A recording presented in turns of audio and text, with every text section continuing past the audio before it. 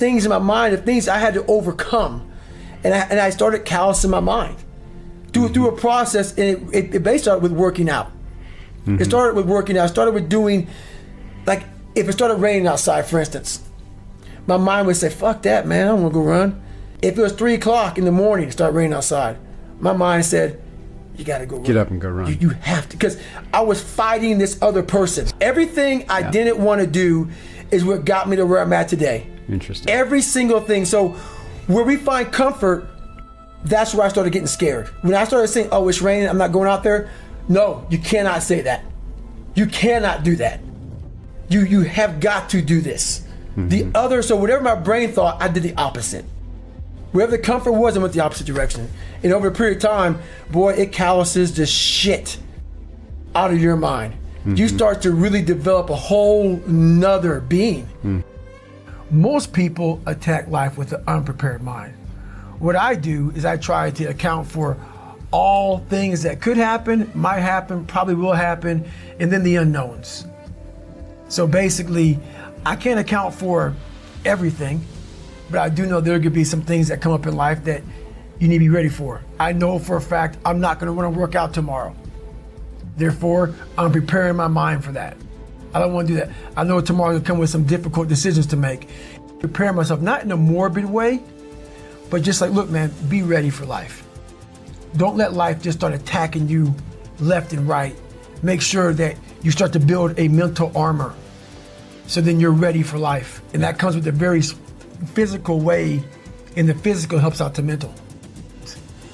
But honestly, it was, I realized at a young age how to change myself was through discipline. And the military didn't teach me that. It was something I realized I had zero discipline, zero self-discipline. And I realized I have to start developing this. And I started really because I was horrible at reading and I was horrible at writing. I have so many learning disabilities, it's not even funny. So I just sit down at the table and spend so much time in this, reading and writing and learning. And that kind of translated over to my self-discipline with working out. So that's where it started. I started when I was about 16 years old and said, well, I'm a 4th grade reading level. You know, let me go ahead now and start really focusing, because I'm not gonna get in the military because I gotta pass the test. Yeah. So that's where it started for me. It's more important to own your weaknesses. You have to really triple down on those, man. Because why? You wanna become a full human being. We like to run away from weaknesses. Like, for instance, if you're good at running, all you wanna do is run. If you're great at reading, you have several books. But we don't do those things that we're not good at. So for me, I realized, shit, man, like, I keep on running away from these things I'm not good at. I have to dive into these things. I have to become one with these things, and that's what happened. And so I own them both. Yeah. And I talk very openly about them both. Well, what drove me a lot, and it's kind of funny, growing up, being the kid I was, I found strength in different movies. So I come home, in one movie I found a lot of strength, and as funny as it may seem, but I visualized this scene. I do it today during the pull-up record. I did 4,030 pull-up. The last time I did it, I actually got it. It took me 3 times. I played one song for 17 hours pretty much. And it's from this movie, Rocky 1, round 14. I related to the person in the movie, but just the one scene when Apollo's beating the shit out of Rocky. He falls in the corner, and everybody, and Rocky, and Apollo turns around, arms up, happy as shit. I got this guy. He turns around not knowing that Rocky's trying to get up off the canvas. Mickey's his trainer saying, stay down. Right. Everybody's saying, you did good. You did good. You went 14 rounds with the champ. Rocky didn't hear shit. He got up. And what sticks in my mind today, and I'm seeing it right now, when he got up, Apollo starts to turn around to see the aftermath of what the fuck he just destroyed. And he did not expect to see what he saw. And what I see out of the whole movie, I see Apollo Creed's face. And I said to myself as a young kid, I want to be that. I don't need to win. I don't need trophies. I don't need people to fucking like me. I just want what he has. A fictional character, whatever the hell it was, I want that. And I visualized that. And I want to become the guy who can get off the canvas. Life. I'm talking about life right now. Yeah. In life, even life itself puts their head down towards David God. This motherfucker is not going to stop. So that mentality became what I wanted. And that's how it started, with that visualization of the canvas. And all I gotta do is just keep getting up. I literally at 297, I just started calling up different recruiters, active duty recruiters, and they got into the conversation about how much I weighed and this and that, and to cut to the chase, they all pretty much laughed me off the phone. Like, you know, man, you're 6'1" and 297. You can only be 191. You know, like height and weight limits and everything else. And I was way exceeding those with prior service and everything else. I was one of those not too good recruits to pick up. So I went to the reserve recruiter. Steven Saljo was my recruiter. I walked in weighing 297. He looked at me strangely, and I said, I want to be a SEAL. And lucky enough, the guy looked at me and said, let's see what we can do. He weighed me. I weighed 106 pounds overweight. And this is during the whole 1999 transition to 2000, so the whole computer glitches and everything else. People were worried. So they wanted to get me into this class because this reserve program that I was going to be a part of was going to end. The guy said, man, there's a program that's about to end that you can go, and if you make it through BUDS, you'll then go active duty, and you'll be a SEAL. If not, you come the fuck home. And I was like, ugh. So anyway, he goes, make you lose 106 pounds in less than 3 months. I said, I can't lose that weight. Went back to work. A bad day happened. I found a lot of cockroaches, a lot of rodents. On my way home driving, I said, this is my life.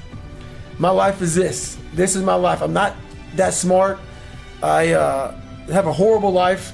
I have these two guys, one guy that, so I became this 297 pound person because it became my body armor. Because the inside was a fragile, weak, insecure kid. So I put this big man around it. So when people looked at me, I intimidated them. I scared them. But if they knew the real me, just a little punk. I was a little punk kid in a 24-year-old guy's body. So I knew that. No one else did.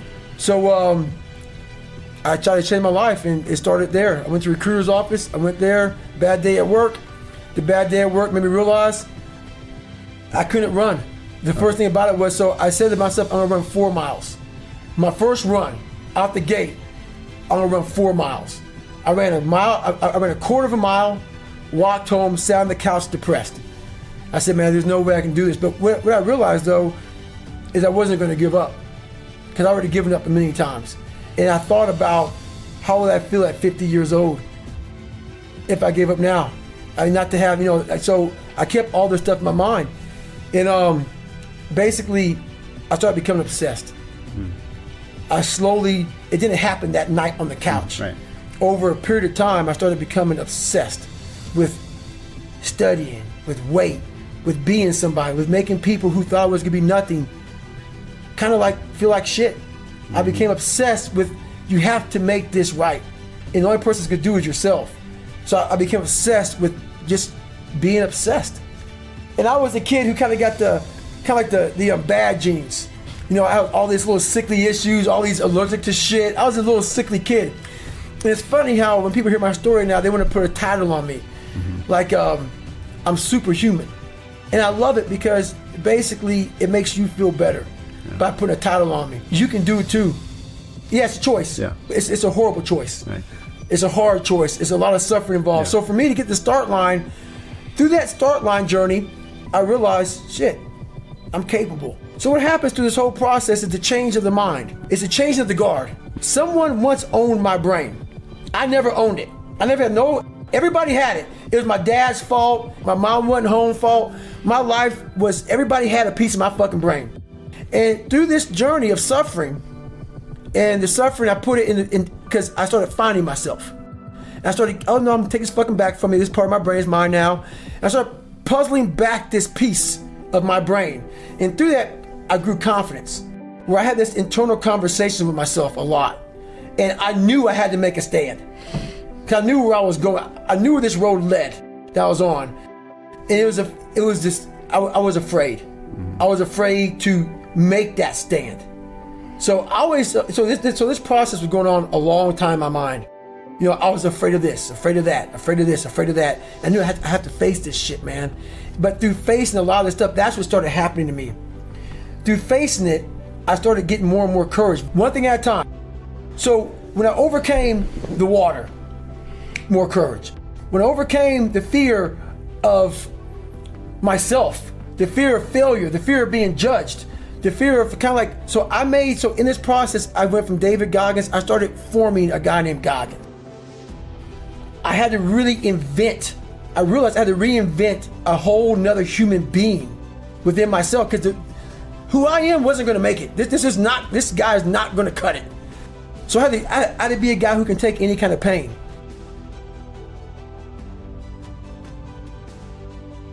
And we stayed in the water. That's all OLH is, which is pararescue school when I went through, is just that every day. So for 6 weeks, I didn't sleep. I was just terrified of going back to that water, but I didn't want to quit, because I always quit things in my life. When things got hard, I bounced out. I quit everything, and I wanted to make a stand. Yeah. And so once I finally got through the ASVAB test, I started feeling more confident. I can read, I can write, I taught myself something. And I worked so hard on how to swim that I started getting a little more confidence. I didn't want to go backwards. Yeah. And so when everything got hard for me, I always went backwards. I said, not this time. So I wasn't going to quit regardless. So, but what happened was week 6, they pulled us all out, like 25, 30 guys left, and they drew my blood. They found out I had sickle cell. They didn't know. They're like, well, you made it so far. So they pulled me out of training for a week. And they want to do more studies, more tests, see what's going on. They did all that stuff. I stayed out for a week, and I got real comfortable. So when you go from being uncomfortable to comfortable, your mind's like, I'm not going back in that water again. Absolutely. You saw your boys getting trashed in the water, and you're on the sidelines watching, saying, So a week went by, the doc called me back up, and I'm thinking I'm going to get medically disqualified from the Air Force. I'm like, this is great. I'll never have to quit. They'll kick me out. I'll never have to quit. So the doctor looks at me, doctor says, you know what, we can push you back in training. I said, oh shit. But I thought to myself, a week's gone by, a couple weeks left, and I'm out of here, man. I made it through OLH. I can go, try to be a pararescueman. No, I went back to the CO. Sergeant Lumber looked at me and said, I'm glad you're back in training, man, but you gotta start from day one. And I was like, fuck. So my mind raced real fast, and I went right back to my old self. I had to find a way out of this. I cannot start back from day one, but I don't want to quit. So I used that medical thing as an excuse for me. I said, hey, you know what, Sergeant, I'm scared about the sickle cell thing, and no, I wasn't scared about that. I was scared of the water. And I didn't want to quit. So I found a way out without quitting, and the way out was him saying, you know what, I understand. So he gave me a medical. So I keep my head up a little bit and not quit. But my pride was shot because I knew the truth. I knew that I really quit. So I did a job called TAC-P, great hardcore job. So I'm 175 pounds now, and in 3 years I went from 175 to 297. So I gained 106 pounds. I ate my ass off. I found comfort in eating, because you always have this thing hanging over your fucking head when you're not doing right by yourself. And I basically quit pararescue training. I did quit pararescue training, and it bothered me. So it haunted me. So I gained this weight. I tried to become a power lifter. I tried to find things I was good at. So I ran away from things that challenged me. So I got out of the Air Force weighing 297 pounds and started working for Ecolab, spraying for cockroaches from 11 o'clock at night to 7 o'clock in the morning. And that became my life. And at 297 pounds with limited education, started spraying for cockroaches. One day, I would spray down Steak and Shake as my last spray down. I knew the manager real well, and he would make this special shake for me, man, with a chocolate, a little bit of vanilla, a little bit of straw. You know, when you're depressed, you like to eat and drink shakes and whatever. I had a 45-minute commute home in my car, and I stopped by 7-Eleven, get a box of mini chocolate donuts, and I would get home, and I would pop the TV on, walk back to the shower, listen to the TV while I was taking a shower, and that was my day. This day, what came on was a Discovery Channel show. I don't know if it was Discovery Channel or History Channel, and I said, it's the hardest train in the world or something. So, you know, I try to be a pararescue, so I want to see what the fuck you're talking about. So I walked out, sat on the couch, start watching this, man. I saw the waves rushing over them, the snot bubbles, the jackhammer, the sugar cookies, and I felt so small. I felt like I was what everybody said I was, nobody. What I said I was, nobody. And I felt horrible. And I watched it. At the very end of it, I'll never forget the graduation ceremony. This is what stuck to me. It stuck with me even to this day. The CEO, whoever gave the graduation speech, said, We live in a society where mediocrity is often rewarded.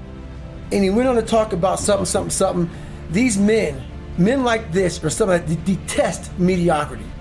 And I heard that, and I saw him stand up there with so much pride. And I saw the 18, 16 men that sat in their dress whites who were graduating. And I saw the 150 guys that were ringing the bell, quitting and shit. And I said, I wonder how it feels to be that motherfucker sitting there in that white uniform, knowing that all these other guys came that were just as good as me and much better than me. And I'm sitting here at the very end of it all. Yeah. I never had a feeling of completion, a feeling of success. And I said, I gotta face this water. I gotta face this fear. Whatever the learning experience I got from mile 70 to mile 101, 'cause that's what I ended up getting, changed my life forever. I thought I had gone through all these different crucibles in my life, and I thought I was at the pinnacle of mental toughness, as they call it, mental toughness, whatever. Mental toughness is a lifestyle. Yeah. It's not a class. So I was here, and I thought, man, I'm way up here mental toughness wise. My mindset's great. Mile 70, I sat down in this chair, and my nutrition was so bad, my plan was so messed up. I sat down, and I literally had to go to the bathroom so bad. I hadn't gone to the bathroom in 12 hours. And that Ritz cracker was basically a Ritz cracker ball, because without the proper water and I was just jacked up.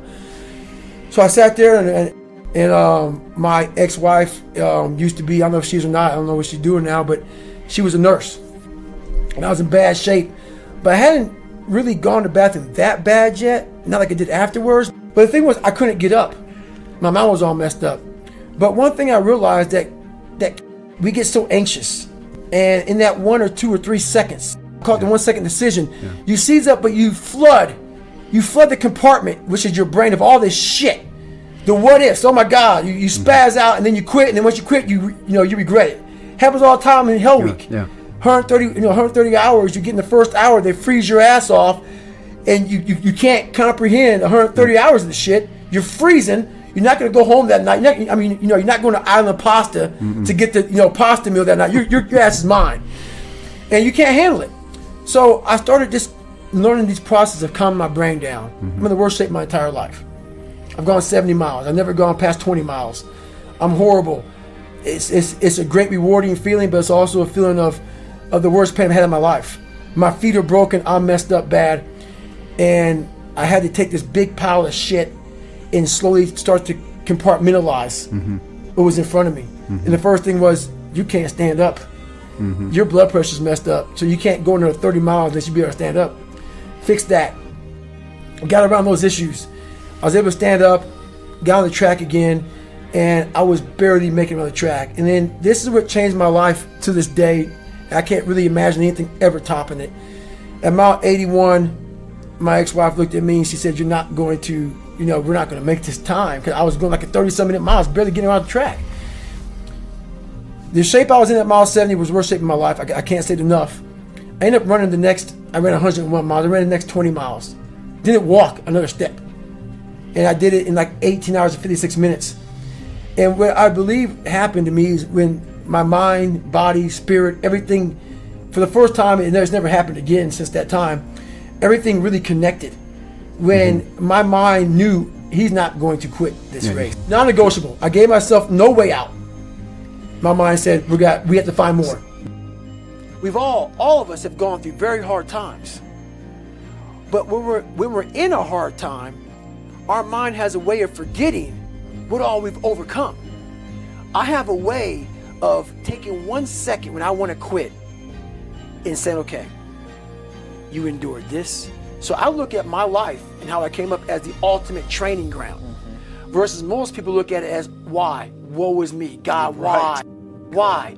I had to flip this upside down and say, hang on a second. God was training me to be one of the baddest men on the planet. That's how this was my journey. So when I was in the worst time of my life in Hell Week, I looked at everybody and said, I'm the most trained person here. So I'm looking at the baddest people on the planet. I'm looking at them like this.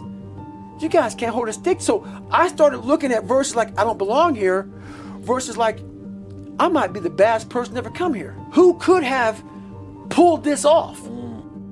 Who could have been given a sewer to live in their mind and say, okay, at birth, I'm gonna put you in the worst place on the planet Earth, and let me see if you can go to the top of the mountain with nothing. But just hard work, grit, and figuring it out, and not putting yourself back in the dungeon every time something got hard. So that's what became my daily voice was, you really are the baddest person on the planet. And after a period of time, you start to believe that. And so that's what happened to the first Hell Week, the second Hell Week, the third Hell Week. That became my new norm. Yeah. So what most people fear, I can never go through one. I don't want to go through two. Right. Even SEALs will tell you that. That Navy, so I did 18 months in Navy SEAL training. It's only supposed to be 6 months long. It became my new norm. Right. And that's what people don't do enough of. You're always looking for a new norm. And that's how my mind started saying, getting beat, suffering, broken legs, this is my new norm. And my mind started changing with the reality of who I want to be.